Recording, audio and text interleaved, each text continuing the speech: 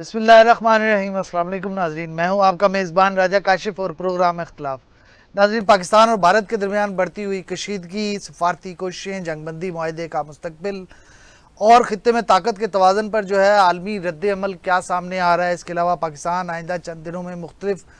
جو عالمی دارالحکومت ہیں ان کی جانب سفارتی وفود روانہ کر رہا ہے، جس کی سربراہی چیئرمین پاکستان پیپلز پارٹی بلاول بھٹو زرداری کو سونپی گئی ہے، اور ان وفود میں اہم حکومتی اور سفارتی جو شخصیات ہیں ان کو شامل کیا گیا ہے۔ سوال یہ ہے کہ ان سفارتی کوششوں کا جو بنیادی ہدف ہے وہ کیا ہوگا، اور کیا پاکستان اقوام متحدہ یا OIC جیسے عالمی اداروں کو کوئی خصوصی اپیل کرنے جا رہا ہے۔ اس کے علاوہ دوسری جانب اگر ہم دیکھیں تو لائن آف کنٹرول پر جو ہے جنگ بندی معاہدے کی بھارت کی جانب سے جو ہے سنگین خلاف ورزیاں شروع کر دی گئی ہیں، اور اس کشیدہ فضا میں جو ہے بھارت اپنا دفاعی بجٹ بھی غیر معمولی حد تک بڑھا رہا ہے، اور کیا یہ اس کے اقدامات جو ہیں وہ بڑی جنگ کی تیاری ہے۔ اسی حوالے سے آج کے پروگرام میں ان سوالات کو جاننے کی ہم کوشش کریں گے، اور جو ہمارے مہمان ہیں آج اسٹوڈیو میں ہمارے ساتھ موجود ہوں گے، سینئر صحافی ہیں، سینئر تجزیہ کار جناب ضمیر علی ڈتو صاحب، ہمارے سینئر پارلیمانی رپورٹر ہیں اور سینئر صحافی ہیں جناب شہزاد حسن مرزا صاحب، اور ہمارے دل عزیز جناب سینئر صحافی سینئر تجزیہ کار جناب خادم علی مانڈلا صاحب ہمارے ساتھ موجود ہوں گے۔ سب سے پہلے میں ڈتو صاحب آپ کی طرف سے ہی سوال کا جواب چاہوں گا۔ یہ جو پاکستان عالمی سطح پر سفارتی وفود بھیجنے کی جو شنید آ رہی ہے، بلاول بھٹو زرداری کو اس کی سربراہی سونپی گئی ہے پرائم منسٹر کی جانب سے، ان کو یہ تمام ذمہ داری دی گئی ہے، تو وہ کیا اپنی ٹیم خود تشکیل دینے جا رہے ہیں؟ کیا یہ وفود کیوں تشکیل دیے جا رہے ہیں، اور کیا پیغام لے کے جانا چاہ رہا ہے پاکستان؟ بہت شکریہ کاشف صاحب۔ دیکھیں اس وقت کی جو فضا ہے اس کو اگر آپ دیکھیں تو یہ بڑی مدھم سی ہے، اس میں کافی چیزیں ایسی ہیں جو کہ ابھی تک کلیئر نہیں ہیں۔ تو اس ماحول میں جو پاکستان کی جانب سے یہ انیشیٹو لیا گیا ہے یہ تو بڑا خوش آئند ہے، لیکن دیکھنا یہ ہے کہ اب اس کے جو اغراض و مقاصد ہیں اس میں یہ کتنی حد تک کامیاب ہوتے ہیں، کون کون سے ممالک ہیں جن کو خاص طور پہ اس کا وہ کیا جاتا ہے، ہدف کیا جاتا ہے، ٹارگٹ کیا جاتا ہے، اور وہاں پر اپنا جو بیانیہ ہے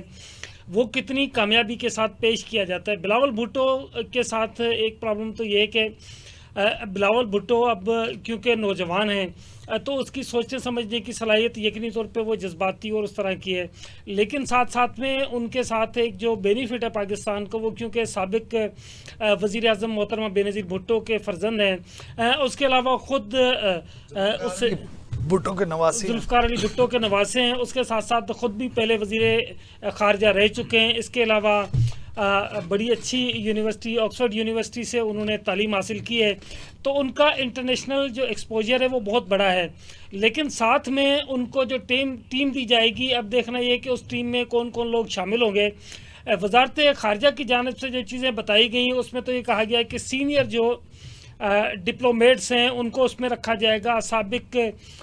وزراء خارجہ جو ہیں ان کو اس ٹیم کا حصہ بنایا جائے گا، اور خاص قسم کی ایک ترتیب ہوگی،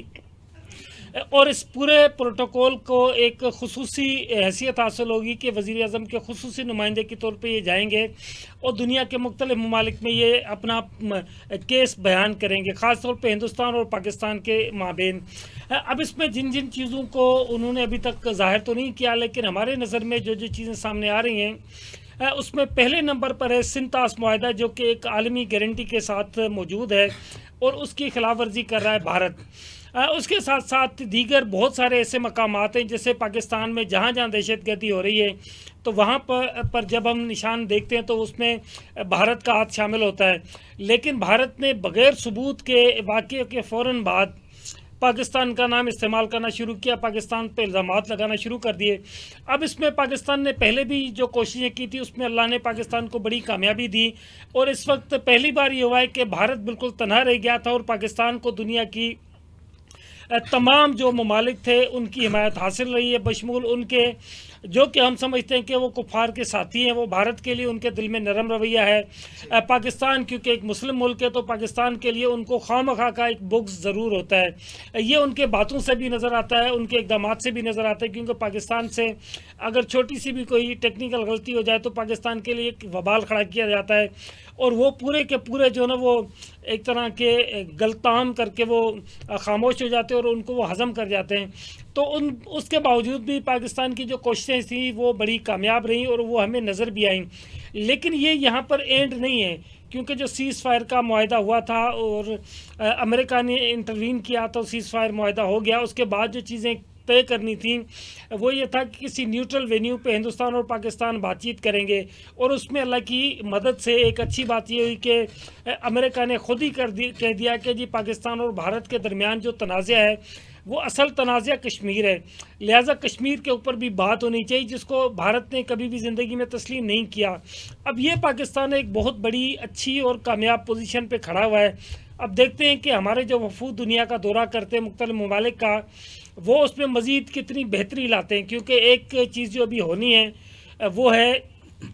انڈس واٹر ٹریٹی کے اوپر جو انٹرنیشنل معاہدہ ہے اس کے اوپر جو عالمی طور پہ ایک گارنٹیز موجود ہیں، اس پر پاکستان اور بھارت کی بات چیت ہونی ہے، اور وہ کسی نیوٹرل وینیو پہ ہونی ہے. اس کے لیے پوری پلاننگ ہونا باقی ہے، اور دیکھتے ہیں کہ کیا ہوتا ہے اس کے حوالے سے. صحیح. میں دوبارہ بھی آتا ہوں آپ کی طرف. شہزاد صاحب، یہ جو وفود تشکیل دیا جا رہا ہے، کیا اطلاعات ہیں آپ کے پاس؟ اس وفد میں کون کون سے ممکنہ طور پہ اراکین شامل ہوں گے؟ بہت شکریہ جی کاشف صاحب. اور ایک پرسنلی بھی لے لیں کویشچن کہ کیا یہ وفد علیحدہ علیحدہ ٹریول کریں گے یا جماعت کی صورت میں اکٹھے ٹریول کریں گے؟ جی بہت شکریہ کاشف صاحب. ابھی اس کی لسٹ جو ہے وہ حتمی طور پر فائنل ہونی ہے، جو وزارت خارجہ کی مشاورت سے کی جا رہی ہے. لیکن جیسے آپ نے ذکر کیا، اس میں بلاول بھٹو زرداری بھی ہیں، اس میں ہنا ربانی کھر بھی ہیں جو سابقہ وزیر خارجہ بھی رہ چکی ہیں، اور ایسے تمام لوگ جو بیوروکریٹس جو سفارتی جلیل عباس جیلانی صاحب کا بھی نام سنا. جی اس طرح کے سارے ہیں. تو ابھی انہوں نے جانا ہے. لیکن جہاں تک آپ نے سوال کیا کہ یہ وفود کی شکل میں علیحدہ علیحدہ جائیں گے یا جماعت کے ساتھ جائیں گے، تو یہ جو ہے مختلف ممالک میں علیحدہ علیحدہ طور پر جائیں گے. کیونکہ اگر ایک ہی وفد ایک ہی جگہ پر جائے گا تو وہ اس طرح اس کو اتنا شارٹ ٹائم میں ہم اس کو کور نہیں کر سکیں. لیکن سفارتکاری کے لحاظ سے حوالے سے اگر ہم بات کریں تو ہماری وزارت خارجہ جو پچھلے کافی عرصے سے تقریباً 7 یا 8 ماہ سے جو ہے یہ کافی سرگرم رہی ہے. اچھا، اس وقت چونکہ بھارت کا اتنا صورتحال واضح نہیں تھی کہ پہلگام واقعہ وہ کرے گا اور پاکستان کے اوپر اس طرح کے معاملات کرے گا. اس وقت جو ہماری سفارتکاری تھی وہ پاکستان کی معیشت کو بہتری لانے کے حوالے سے تھی، اور اسی سلسلے میں جی معیشت پہ بھی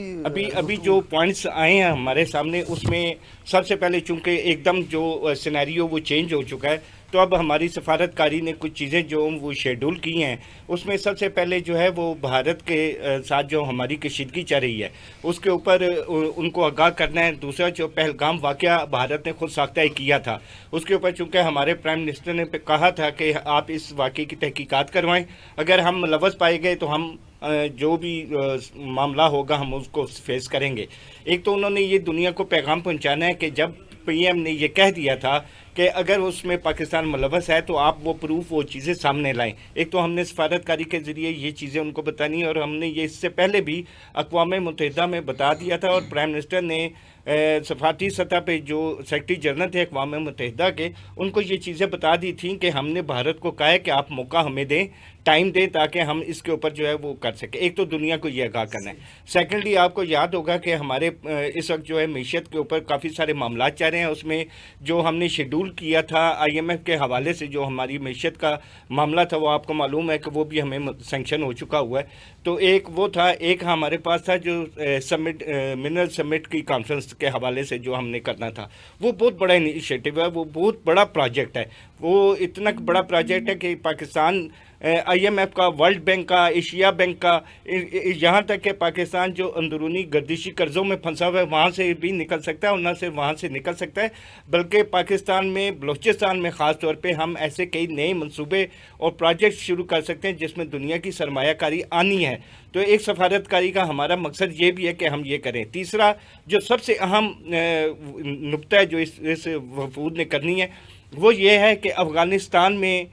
جو سرزمین پاکستان کے لیے استعمال کی جا رہی ہے، جس کو بھارت پراکسی وار کے ذریعے استعمال کر رہا ہے. دوسرا یہ کہ بھارت کے ساتھ جو ہمارا مسئلہ کشمیر ہے اور ایل او سی پر جو ہمارے معاملات چل رہے ہیں، وہ بھی دنیا کو انہوں نے بتانا ہے کہ یہ معاملہ ہے. اور چوتھی جو سب سے بڑی چیز یہ تھی کہ آپ کو معلوم ہے کہ کل ہمارا لاسٹ ڈے تھا، جو سیز فائر کے ہمارا ایگریمنٹ ہوا تھا وہ کل لاسٹ ڈے تھا، وہ بھی کل گزر چکا ہے. تو اب اس کے بارے میں بھی انہوں نے بتانا ہے کہ کیونکہ صدر ڈونلڈ ٹرمپ نے یہ کہا تھا کہ آپ جنگ بندی کریں، سیز فائر کریں اور مذاکرات پر آئیں، اور مذاکرات کے بعد آپ لوگ آپس میں تجارت کریں۔ دنیا کو یہ بھی ہم نے میسیج دینا ہے کہ ہم مذاکرات کے لیے تیار ہیں، ہم بھارت کے ساتھ ٹریڈ کرنے کے لیے تیار ہیں، مگر سب سے پہلے جو اس نے ثالثی امریکہ کو ڈالا ہے اور اس میں یہ کمٹمنٹ کی ہے کہ میں سندھ طاس معاہدہ بحال کروں گا، میں مسئلہ کشمیر پر بیٹھ کے بات کروں گا اور ان کے ساتھ جو بھی ایل او سی پہ معاملات ہیں اس کو حل کروں گا۔ تو یہ جو آپ نے سوال کیا کہ مین جو سفارتکاری کے پوائنٹس ہیں وہ کیا ہیں، وہ میں نے آپ کو بتا دیے ہیں۔ تو اب اس میں یہ بات ہے کہ اب دیکھنا یہ ہے، کیونکہ ہماری جو اطلاعات آ رہی ہیں کہ بھارت یہ دونوں چیزوں سے انکاری ہے، ایک تو سندھ طاس سے بھی انکاری ہو گیا ہے اور دوسرا وہ کشمیر ایشو سے بھی انکاری ہو گیا، کیونکہ اس کے اوپر اندرونی طور پہ بڑا دباؤ پڑ گیا ہے کہ آپ نے یہ کشمیر کے اوپر کیوں کیا، کیونکہ انہوں نے، آپ کو یاد ہوگا کہ آئین تبدیل کر کے کشمیر کے اوپر جو ہے کشمیر کو اپنا حصہ بنا دیا۔ صحیح میں دوبارہ بھی آپ کی طرف آتا ہوں۔ منڈلا صاحب، یہ جو وفد بنایا جا رہا ہے، جو بھیجیں گے وفود، سربراہی پاکستان پیپلز پارٹی کے چیئرمین کے پاس ہے، بلاول بھٹو زرداری کے پاس، تو اس کا جو وفد کے بنیادی مقاصد اور ہدف تو بتا دیا شہزاد مرزا صاحب نے۔ آپ کو لگتا ہے کہ ان وفود کو اقوام متحدہ اور او آئی سی والوں کے پاس بھی جانا چاہیے، ان کو بھی اپنا جو ہے موقع پیش کرنا چاہیے؟ بسم اللہ الرحمن الرحیم، بہت شکریہ کاشف صاحب۔ دیکھیں، حالات ایسے ہیں، جنگی حالات ہیں، تو جنگ میں ہر ملک یہ کوشش کرتا ہے کہ جو ریالٹی ہے، جو حقیقت ہے، جو حقائق ہیں، وہ دنیا تک پہنچائے جائے۔ تو میرا خیال ہے کہ جتنا ظلم جبر بھارت کر رہا ہے، ہمارے پاس تو ریئل اس کے فیکٹ ہیں، وہ تو فالس فلیگ آپریشن کر کے پوری دنیا کی توجہ اپنی طرف دلاتا ہے۔ تو میرا خیال ہے ہماری تو پوری تاریخ بھری پڑی ہے۔ آپ 1971 سے لے لیں کہ جس کو وہ اعتراف کر چکا ہے، تسلیم کر چکا ہے کہ ہاں ہم نے مکتی بانی بنائی پاکستان کے، ہم نے 2 ٹکڑے کیے، اس سے بڑا اعتراف کیا ہو سکتا ہے؟ پھر اس کے بعد جتنی دہشت گردی یہاں ہوتی ہے، تو میرا ہے کہ 80-90 ہزار جو جانیں دہشت گردی میں پاکستانیوں کی گئیں، تو وہ اس کے پیچھے کس کا ہاتھ ہے؟ میرا خیال ہے کہ بھارت کا ہاتھ ہے، را کا ہاتھ ہے۔ پھر جب نیٹو آرمی افغانستان میں تھی تو اس وقت 62-63 ملیٹنٹ جو کیمپ تھے، جو ٹرین کرتے تھے under the supervision of raw, وہ میرا خیال ہے جو دہشت گردی کے لیے آتے تھے انفلٹریشن کر کے، اس وقت بھی ہم نے اقوام متحدہ میں باقاعدہ ڈوزیر دیے کہ یہ کیمپ ہے، یہ ان کے سفیر ہیں، یہ ان کے فلاں جرنیل ہیں، یہ ہیں، وہاں پوری منی ٹریل کے ساتھ ہم نے جو ہے نا اقوام متحدہ میں یہ سارے جو ہے نا حقائق سامنے رکھے کہ یہ دہشت گردی کراتا ہے۔ کل ہی میرا خیال ہے کہ ہمارے D G I S P R نے ایک انٹرنیشنل جو ہے ٹی وی کو میرا انٹرویو دیتے ہوئے انہوں نے کہا کہ جنوری 2024 سے لے کر آج تک میرا خیال ہے کہ 3700 واقعات جو دہشت گردی کے وہ پاکستان میں ہوئے ہیں، جس کے تمام جو ہے ثبوت بھارت کی طرف جاتے ہیں۔ ان کی پشت پناہی جو ہے وہ بھارت کرتا ہے، جس میں کوئی 3896 افراد جو ہے وہ جہاں بحق ہوئے ہیں، جس میں ہمارے ملٹری پرسن جو آفیشل ہیں وہ 1314 کے قریب وہ شہادتیں ہوئی ہیں، کو 2500 آدمی جو ہے نا وہ ہمارے بچے بوڑھے خواتین جو ہیں جو معذور ہو گئے ہیں۔ یہ کل کے انٹرویو میں انہوں نے بتایا ہے۔ پھر جیسے حال ہی میں آپ نے دیکھا کہ ہماری جعفر ایکسپریس جو ٹرین ہے وہ یرغمال ہوئی، لیکن یہ بات حقیقت ہے، اس کو تسلیم کر لینا چاہیے کہ جس طریقے سے بھارت ہائی لائٹ کرتا ہے، ہم نے اس طریقے سے ہائی لائٹ نہیں کیا۔ وہ تو فالس فلیگ آپریشن کر کے دنیا کی توجہ اپنی طرف مت ہے، تیاری وہی ہے نا۔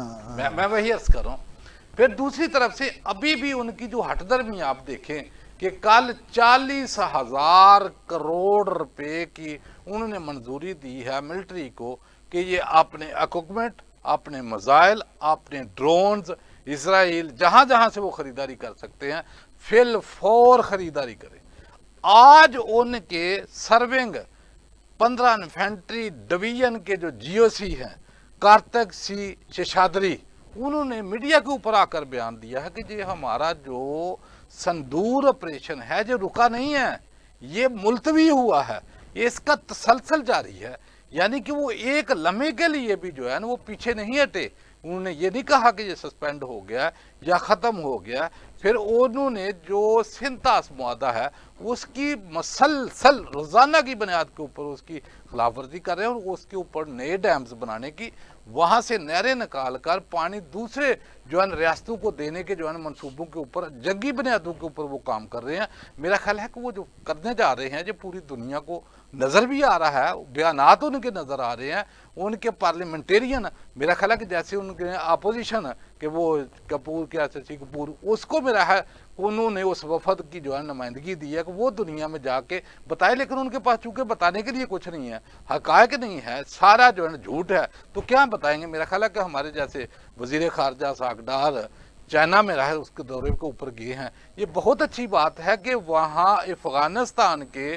जो वज़ीर ख़ारजा हैं उसको भी वहाँ जो है वो बुलाया गया है, वो भी वहाँ होंगे। लेकिन मेरा ख्याल ये अच्छी बात है, उसकी वजह कि चाइना का जो असर रसूख है वो अफ़गानिस्तान के ऊपर बहुत ज़्यादा है, बहुत ज़्यादा है। इसमें पूरी दुनिया को पता है कि अगर चाइना थोड़ा, जैसे अभी ज़्यादा खुल कर सामने खड़ा है और हमारा दरीदा दोस्त भी है, मेरा ख्याल है कि जिस तरीके से वो कोशिश कर रहा है, अगर अफ़गानिस्तान ये बॉर्डर हमारी जो है सेफ हो जाती है, इसी तरीके से दूसरे ममालिक हैं जैसे ईरान है जो हमारा पड़ोसी है, हमें वहाँ भी कोशिश करनी चाहिए। जहाँ जहाँ भी हमारा जो है वस चलता है, वो हमारा चाहिए कि जो वफद जाता है किसी भी जो है ना उसकी सरबराही कोई भी करे, मेरा ख्याल है कि जो हकायक है दुनिया को बताने चाहिए, और जो उनका जुल्म है, जबर है, जिससे वो पीछे हट नहीं रहे, वो उनके सफारतकार क्या या खुद हुकूमतें क्या, खुद हुकूमत का जो सरबराह है नरेंद्र मोदी, मेरा जिसको बुचरा गुजरात के नाम से बुलाया जाता है, और मेरा ख्याल सारी दुनिया उसके जुल्मों से, उसके कत्ल गारत से वाकिफ कौन नहीं है, पूरी दुनिया वाकिफ है। इंटरनेशनल लेवल के ऊपर उसको दहशतगर्द करार दिया जा चुका है, उसके वीज़े बैंड अमेरिका तक ने बैन किए हुए थे। मेरा ख्याल कि ये सारी स्टोरियाँ सारी दुनिया को पहले से पता है, लेकिन उनको क्या है कि नए तरीके से, नए जो है ना जो जज्बे के साथ जिस तरीके से भारत फाल्स फ्लैग ऑपरेशन करके दुनिया की तवज्जो अपनी तरफ लाता है, मेरा ख्याल है हमारे पास तो हकीकतें पड़ी हैं, हालात जो है वो बताते हैं, हालात बताते हैं। सही सही मांडला साहब, मैं दोबारा आपकी तरफ आता हूँ, थोड़ा जंगबंदी के मुआहदे की तरफ थोड़ा चेक कर लेंगे। रितु साहब, जंगबंदी मुआहदा कब ख़त्म हुआ है, अब जो हमारा इनके साथ हुआ था, और अब क्या सूरत हाल है लाइन ऑफ कंट्रोल की? देखें काशिफ साहब, जंगबंदी का जो मुआहदा था भारत के साथ, उसको एक्सटेंड किया गया था 18 तक। अब 18 गुजर चुकी है कल और उसको परसों, और उसको अभी तक एक्सटेंड नहीं किया गया, लेकिन अभी तक दोनों ममालिक की जानब से ये कहा गया है कि ये अभी तक बरकरार है टिल फर्दर आर्डर। दोबारा जब इनकी बातचीत होगी DGMOs की तो उसके बाद ये, लेकिन ये शायद कल हो जाएगी, लेकिन ये सारे का सारा जो सीज फायर मुआहदा है, ये तो है सिर्फ वो जो हमारी पट्टी है कश्मीर की, वहाँ पर जो लाइन ऑफ कंट्रोल है। अब प्रॉब्लम ये है कि सबसे पहले तो जो बातचीत हमारी होनी है सिंतास मुआहदे के हवाले से, उस हवाले से क्या क्या चीज़ें डिसाइड कर ली गई हैं, क्या क्या अभी होनी है, और उसके साथ साथ ये मुज़ाकरात किस मुल्क में होंगे, उसमें जो चीज़ें हम कह रहे हैं, जैसे हमारे लिए सबसे बड़ा मसला और सबसे अहम इशू जो है जिसकी वजह से अभी तक इस खित्ते में अमन नहीं कायम हो सका, वो है कश्मीर का मसला। अब हम ये कह रहे हैं कि नंबर 1 पे कश्मीर का मसला होगा, नंबर 2 पर हम रखेंगे सिंतास मुआहदे को। दूसरी जानिब पाकिस्तान का एक और मौक़िफ़ है कि सिंतास मुआहदे की खिलाफ वर्जी को हम ऐलान जंग तस्वर करेंगे। अब 3 चीज़ों को अगर आप देखते हैं, और उसके साथ जो अगली बात है जो अभी मौलाना साहब ने बताई कि जो उन्होंने 40 करोड़ अरब का जो है वो उसमें 40,000 करोड़ का जो इजाफा किया है अपने बजट में, अब उनकी जो जंगी हिकमत अमली है, उनका जो जंगी जुनून है,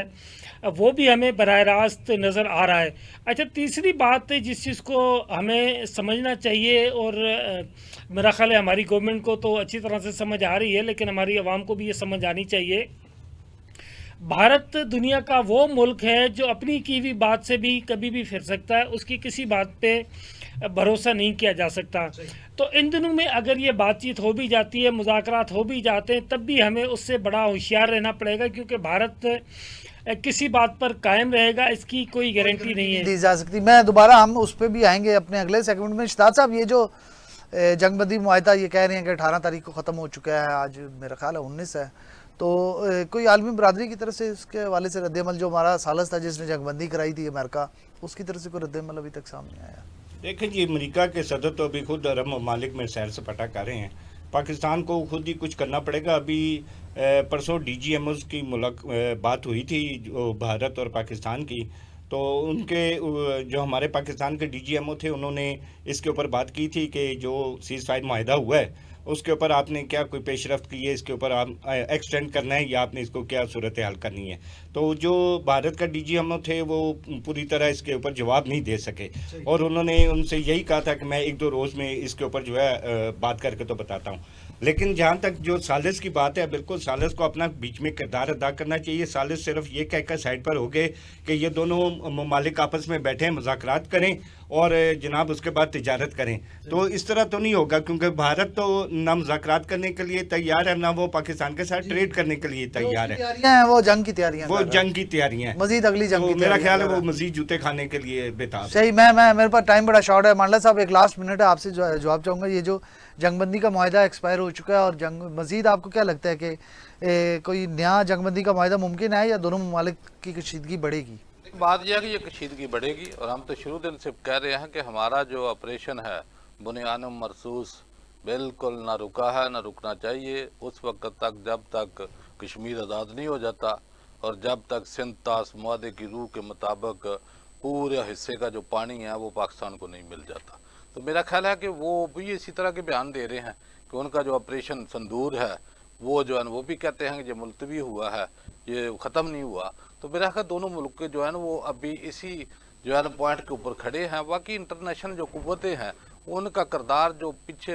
60-70 सालों में आप देख रहे हैं वो दोगलेपन वाला वो पहले ऐसे ही था। 1965 में आप अमेरिका की तरफ देख लें कि उस वक्त भी उसके वो पता नहीं कोई बैरी बेड़े आने थे क्या आना था, वो ऐसे ही जो है ना वो करते हैं। तो अभी मेरा ख्याल है उसका अपना जो किरदार है उसने अपने जो जंगी साजो सामान है इक्विपमेंट है वो उसने फरोख्त करना है। वो इंडिया से बड़ी डील कर लेगा कि आपको जो है ना ये हम देते हैं, आप 16 देते हैं, फलां देते हैं, फलां देते हैं। तो हर बंदा जो है ना अपना जो है ना माल बेच के आगे चला जाता है। लेकिन मुल्क की जंग जो है ना वो आपने खुद लड़नी है। कश्मीर आपने खुद मैं यहाँ पे मांडला साहब ब्रेक का वक्त हो रहा है, मेरे पास टाइम शॉर्ट है। ब्रेक से जब वापस आएंगे बात करेंगे कि जो मौजूदा सूरत हाल है जंगबंदी को अगर एक्सटेंड ना किया गया तो कशीदगी